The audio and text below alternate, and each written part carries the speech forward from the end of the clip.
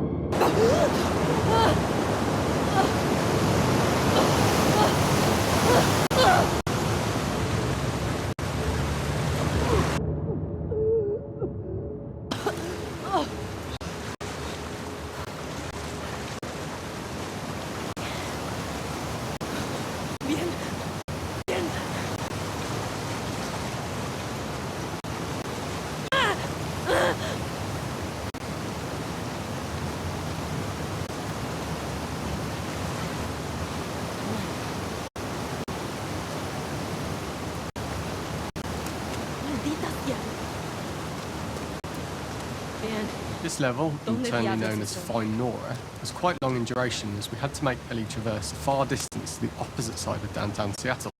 The sewer section was originally longer than what we released the game with, approximately 10 minutes more. This was one of the few areas of the game that used water flow as part of the traversal puzzle. The player has to go upstream to use the current to get to the platform to reach the other side.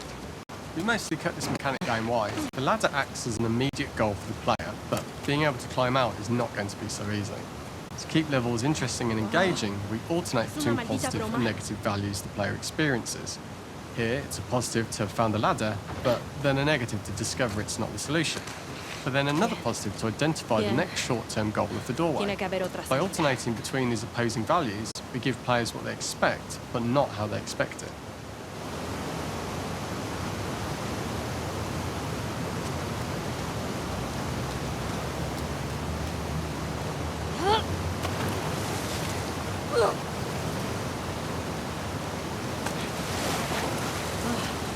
Por poco.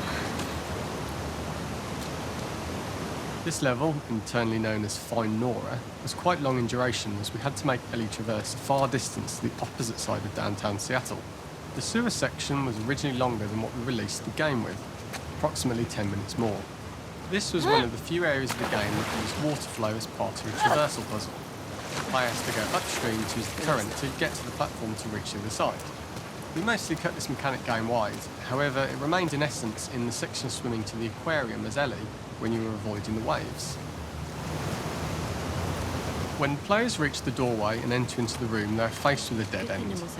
The real reason for this dead end room is that on the reversal when exiting back out of the doorway, players are faced with the route onwards. A pipe that they'd not been able to see when they were swept past it on the way in, and something that was hidden from view when on the side platforms. The intention here being that the only option is to go off the standard path in order to search for a way out.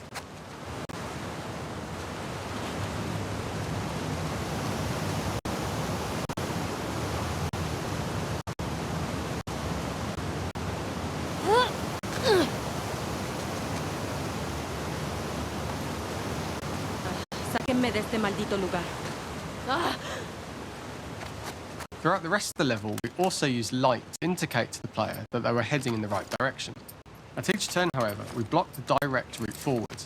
players would know that they just have to keep finding alternative paths, promoting those feelings of being desperate and trapped.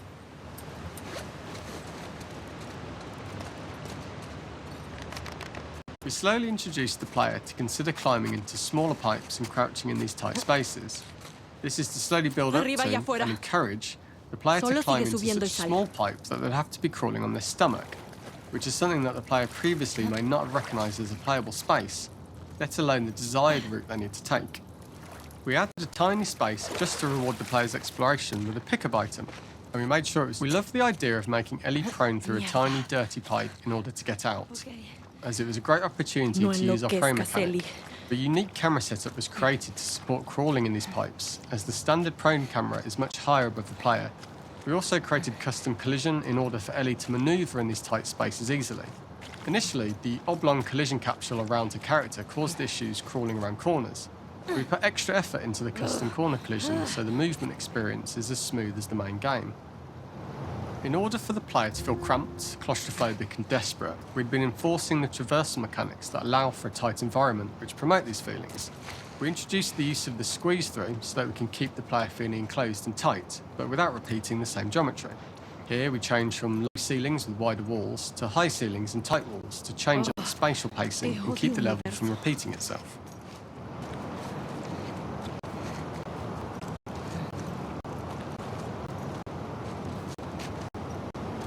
Este sería un lugar de mierda para mucho.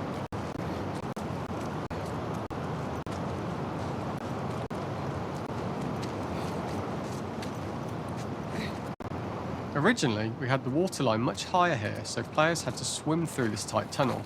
However, from watching user test feedback, it was occasionally causing people to discount the route entirely and turn back on themselves. So to avoid any risk of this happening in the final game, we present a lower water level so the tunnel is easy. As we surface from the water and over the crest of the slope, we reveal what is further in this tunnel. A clicker that has sprouted and the fungus has grown on the sides of the pipe. It was great to see people who user tested this area becoming increasingly worried as we forced the player to squeeze past the fungus and inches away from the clicker's face, all the time not being sure whether the clicker might be alive or attack them. Although we aren't as cruel as to force a clicker attack in such close proximity, we do have a payoff for this moment. This clicker momentarily turned into Joel to show Ellie's PTSD from what happened to Joel at the start of the game. Ultimately, we decided to save this moment for the farm level, as it was more impactful there because it could become the centrepiece of that experience. Whereas in the sewers, we weren't able to make it as much of a narrative point and give it the breathing room and reaction time that it deserves, given the tight space. ¡Ah! ¡Mierda! ¡Ah!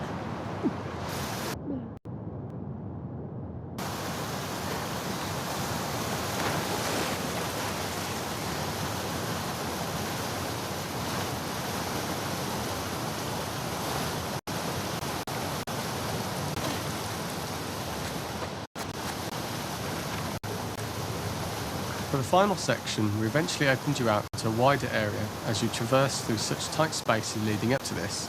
So changing the environmental pacing makes it begin to feel like we're coming to the end of Ellie's ordeal. An earlier iteration used the current that we'd shown at the start for a slightly tougher traversal puzzle to conclude the sewers. The ladder was clearly visible from most of the area, but the player was faced with a fast-flowing torrent of water they couldn't cross.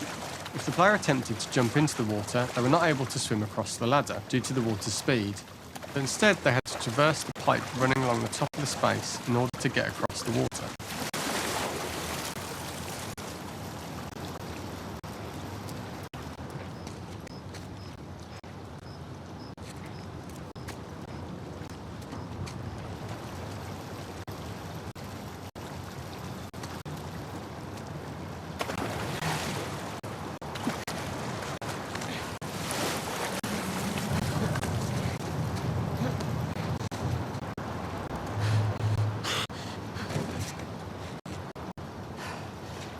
Using this pipe was retained in the iteration we shipped with, as it's the last of the extreme methods Ellie has to undergo in order to escape the sewers, and what she will go through in her pursuit of revenge.